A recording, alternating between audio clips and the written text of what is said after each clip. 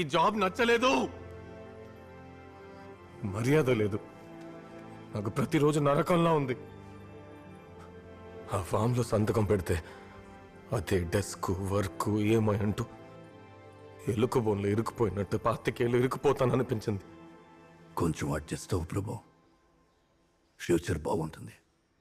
నాన్న ప్లీజ్ నాన్న, ఆ మాట మాత్రం అనుకో. అడ్జస్ట్ అవ్వు ప్రభు, ఫ్యూచర్ బాగుంటుంది. అడ్జస్ట్ అవ్వు ప్రభు, ఫ్యూచర్ బాగుంటుంది. చిన్నప్పటి నుంచి వింటున్నా. ఆ ఫ్యూచర్ ఎప్పుడు వస్తుందో అర్థం కావట్లేదు. ఇలానే చచ్చిపోతాను అనిపిస్తుంది.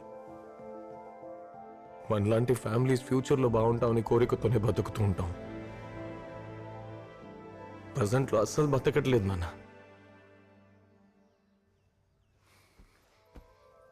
మనసు కనిపించింది చేసే అలవాటే లేదు. ఎవడో చెప్పాడని ఒక స్కూల్, కాలేజ్లో మెకానికల్ చేద్దాం అనుకున్నాను. ఎవడో చెప్పాడని ఐటీలో చేరా. ఐటీకి ఫ్యూచర్ ఉంటుందని చెప్పారు. నానా,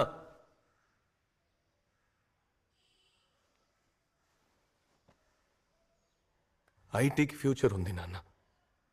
ఐటీలో నాకే ఫ్యూచర్ లేదు. అది ఇప్పుడే అర్థమవుతుంది. మేనేజర్ చెప్పుతో కొట్టినట్టు చెప్పేశాడు.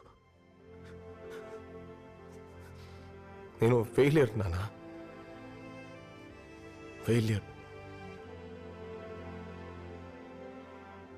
రాని చదువు, రాని ఉద్యోగం, ఫిట్ అవ్వని ప్రతి చోట ఫిట్ అవ్వడానికి ట్రై చేసి బఫూన్లా మారిపోయాను నాన్న. అవమానంగా ఉంది. వేరే దారి లేదురా, కుటుంబం కోసం పరిగెత్తాల్సిందే. నాన్న అలా కాదు నాన్న.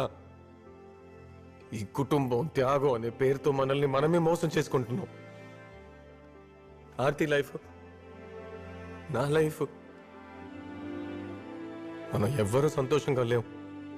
జాబ్ వదిలేస్తే ఎలా బతుకుతావురా?